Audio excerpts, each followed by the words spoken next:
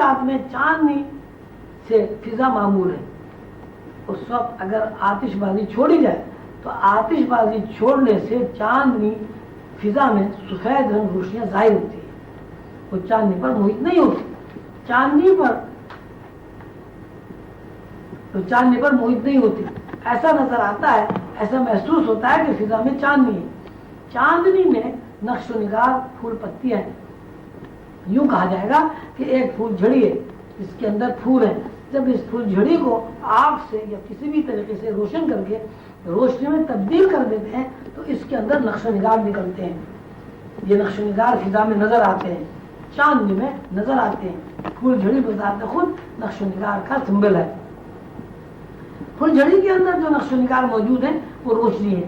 جب ہم کسی بھی روشنی کو متحرک کر دیتے ہیں پھول جھڑی کے اندر نقش و نگار پھول بن کر بکھرنے لگتے ہیں. یہ پھول چاندنی کے اوپر قائم ہے. مرشد کریم قلندر بابا فرماتے ہیں چاندنی کو عالم امر خاص فرض کر لیا جائے، روشنی کو عالم امر عام یا صفات کہتے ہیں. جو نقش و نگار روشنیوں پر قائم ہے وہ تنزل کردہ صفات کے عالم نسمہ قرار پائیں گے. نقش و نگار کی حدود افراد کائنات سے پکارے جاتے ہیں. عالم امر خاص تجلی پر نسمہ قائم ہے. پھول جھڑی کے اندر نقش و نگار روشنیوں پر قائم ہے. روشنی کے اوپر جو نقش و نگار یہ روشنی خود نور پر قائم ہے. روشنی کے اوپر جو نقش و نگار ہیں وہ روشنی یا نور پر قائم ہے. اور نور تجلی صفات ہے. نور تجلی ذات پر قائم ہے. تجلی صفات کو قلندر بابا اور یعنی نسمے کا نام دیا ہے. نسمہ یعنی پھول جھڑی میں جب حرکت ہوتی ہے تو زمان و مکان کی مختلف شکلیں اور مختلف دائرے اور نقوش بناتی ہیں. عالم باطن کی سیر یا عالم باطن یا عالم غیب میں داخلہ خارجی سمتوں سے نہیں ہوتا. عالم غیب میں داخلہ انسان کے اپنے نقطۂ ذات میں داخل ہونے کے بعد ہوتا ہے. اسی نقطے سے وحدت الوجود کی ابتدا ہوتی ہے. وحدت الوجود اور وحدت الشہود کا بیان پچھلے اسباق میں وضاحت سے بیان ہو چکا ہے. جب تک کوئی انسان اپنی ذات کو، اپنے قلب یہ نقطۂ ذات کو نہیں پہچان لیتا اس وقت تک اس کے اندر روحانی طرز متحرک نہیں ہوتی. اور جب انسان خود کو جان لیتا ہے، پہچان لیتا ہے، اپنے نقطۂ ذات یعنی قلب کو سمجھ لیتا ہے اور قلب کے اندر دروازہ کھول کر داخل ہو جاتا ہے تو وہ اس بات کو بھی جان لیتا ہے کہ کائنات کس طرح ظہور میں آئی اور کائنات میں موجود تمام مخلوق، تمام ظہورات، تمام موجودات وسعت در وسعت گہرائی میں مرحلہ وار منزلوں میں سفر کر رہی ہے. وہ اس بات سے واقف ہو جاتا ہے ظہور کائنات میں وہ خود بھی قافلے کا ایک مسافر ہے. وہ اس بات کو مرشد کریم قلندر بابا فرماتے ہیں کہ اگر اس بات کو جان لیا جائے کہ سالک جب دنیا میں سفر کرتا ہے اس کی راہ خارج میں نہیں کھلتی. دل کے مرکز میں روشنی کا نقطہ ہے جو دل کی انتہائی گہرائی میں موجود ہے. وہ نقطہ دراصل مائکرو فلم ہے. سالک یا راہ سلوک پر چلنے والا مسافر اپنے دل کے اندر جب اس نقطے سے آشنا ہو جاتا ہے نقطے کے اندر گہرائیوں میں حقیقت کے نشانات ملتے ہیں. وہ نشانات تصوراتی بے حقیقت دنیا نہیں ہے. اس دنیا میں حقیقتیں شکل و صورت کے ساتھ موجود ہیں. ہر حقیقت مجسم طور پر موجود ہے. روحانیت کو سمجھنے کے لیے ضروری ہے کہ انسان اس بات سے واقف ہو کہ انسان دو رخوں سے مرکب ہے. ایک رخ میں وہ گوشت پوش ہڈیوں کے پنجرے کے ساتھ متعلق رہتا ہے. اس حرکت کو روحانیت میں بیداری کی حرکت کہا جاتا ہے. یعنی ٹھوس جسم کے ساتھ اور ہڈیوں، گوشت اور کھال کے ساتھ جسمانی حرکت بیداری ہے. دوسرا رخ یہ ہے کہ انسان ہڈیوں کو پنجرے، کھال، گوشت اور اعصابی نظام سے ہٹ کر حرکت کرتا ہے. یہ حرکت خواب ہے. زندگی کی وہ حرکت جس میں گوشت پوش کی حرکت شامل ہے نزولی کیفیات پر مشتمل ہے. اور وہ حرکت جو جسمانی خد و خال اور گوشت پوش سے مبرہ ہو کر حرکت ہے اس حرکت کو روحانیت میں سعودی حرکت، یہ سعودی زندگی کہا جاتا ہے. سمجھنے کے لیے ضروری ہے کہ ہم زندگی کے تمام جذبات، احساسات، حرکات اور سکنات اور ہر قسم کے تقاضوں کا تجزیہ کریں. جب ہم زندگی کا اور زندگی میں کام کرنے والے ان تقاضوں کا تجزیہ کرتے ہیں جو گوشت پوش کے جسم کے تابع ہیں تو ہمیں لامحالہ اس طرح متوجہ ہونا پڑتا ہے کہ زندگی کا کوئی تقاضا ایسا نہیں ہے جو خیال سے باہر ہو. خیال ایک اطلاع ہے، اور اطلاع کہیں سے آتی ہے۔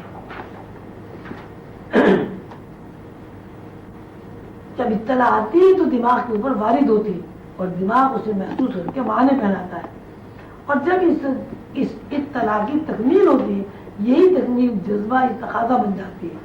لامحالہ یہ بات تسلیم کرنا پڑے گی کہ زندگی کہیں سے آ رہی ہے، جو زندگی کہیں سے آ رہی ہے وہ زندگی کہیں جا رہی ہے، اور زندگی کا یہ تسلسل اسی طرح قائم ہے کہ ایک ہی جذبہ بار بار پیدا ہوتا ہے اور بار بار وہ جذبہ کہیں چھپ جاتا ہے، پھر وہ جذبہ ابھرتا ہے، جذبے کی تکمیل ہوتی ہے، جذبہ چھپ جاتا ہے، یہ ریکارڈ ہو جاتا ہے۔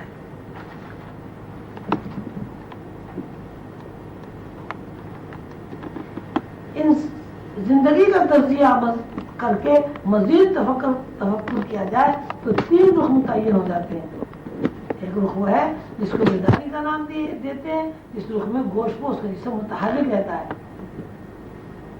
اور دوسرا رخ جس کو آسمانی کتاب قرآن پاک خواب کا نام دیتا ہے، اور تیسرا رخ وہ ہے جہاں سے وہ زندگی خواب کی بیداری کی ہو، جہاں سے وہ زندگی خواب کی زندگی ہو، بیداری کی ہو، اطلاعات فراہم ہو رہی ہیں۔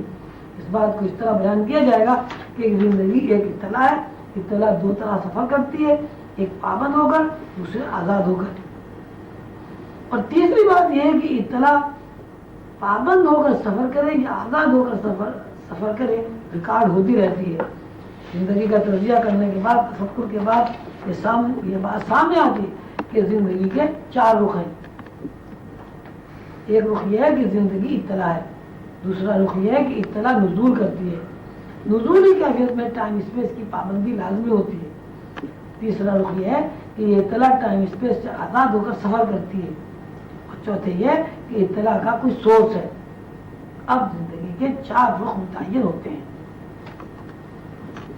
نمبر 1 اطلاع کا سورس، نمبر 2 اطلاع یا انفارمیشن، نمبر 3 انفارمیشن میں حرکات و سکنات پابندی کے ساتھ،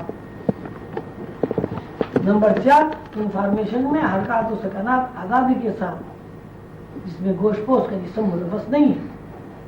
جب ہم یہ مان لیتے ہیں کہ اطلاع کا کوئی سورس ہے تو اب زندگی کے 5 رخ متعین ہو جاتے ہیں، اس لیے کہ سورس بجائے خود کچھ نہیں جب تک کہ وہاں اطلاعات کا نزول نہ ہو۔ جیسے ریڈیو ٹی وی ہے، وہ اس بات کا سورس ہے، اس بات کا منبع ہے کہ خبریں سناتا ہے، لیکن کہیں سے خبریں آ رہی ہیں تو سناتا ہے۔ سورس میں یہ اطلاعات کہیں سے آ رہی ہیں، اس کا بھی کوئی سورس یا مخزن ہے، کوئی ہستی ہے جو اطلاعات فراہم کرتی ہے۔ اس طرح زندگی کے 6 رخ متعین ہوئے۔ یہ بات ہم سب روحانی راستے پر سفر کرنے والے دوست جانتے ہیں کہ کائنات میں کوئی شے نقش و نگار کے بغیر موجود نہیں۔ کائنات میں جو کچھ ہے وہ خیالات، تصورات کی بھی حقیقت دنیا نہیں ہے۔ کائنات میں ہر موجود شے متشکل ہے، شکل و صورت رکھتی ہے، ہر شے کا اپنا ایک جسم ہے۔ دنیا میں تمام مسئلے اور حقیقتیں جو موجود ہیں وہ غیب کی دنیا میں اسی طرح موجود ہیں جس طرح اس دنیا میں موجود ہے۔ جب عالم غیب میں نگاہ کام کرنے لگتی ہے تو یہ بات مشاہدے میں آتی ہے، ازروب حقیقت، ازروب غیب، کائنات میں موجود ہر نقش کے 3 وجود ہیں، اور اس وجود کی بنیاد اور مثال یہ ہے: اول تجلی ذات، دوم تجلی صفات، سوئم خلق۔ ہر نقش کے ساتھ 3 وجود ہوتے ہیں، ہر وجود صعودی نزولی 2 رخوں پر قائم ہے۔ اس طرح زندگی کے 6 رخ متعین ہیں۔ اللہ تعالیٰ قرآن پاک میں ارشاد فرماتے ہیں، کوئی نہیں لکھا گنہگاروں کا پہنچنا بندی خانے میں، اور تجھ کو کیا خبر ہے کیسا ہے بندی خانہ، ایک دفتر لکھا ہوا۔ پارہ 30 آیت 7-8۔ اگر انسان کو اطلاع نہ ملے اور کوئی انسان اچھائی برائی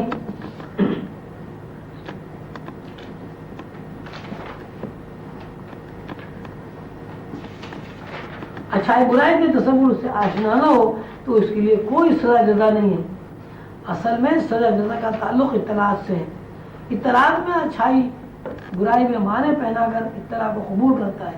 جب اطلاع کا نزول ہوتا ہے تو ہر انسان جو باشعور ہے اس اطلاع میں معنی پہناتا ہے۔ اطلاع میں معنی پہنانا دراصل ریکارڈ ہو جاتا ہے، یہی سزا اور جزا کا قانون ہے۔ اللہ تعالیٰ فرماتے ہیں خرابی ہے اس دن جھٹلانے والوں کی.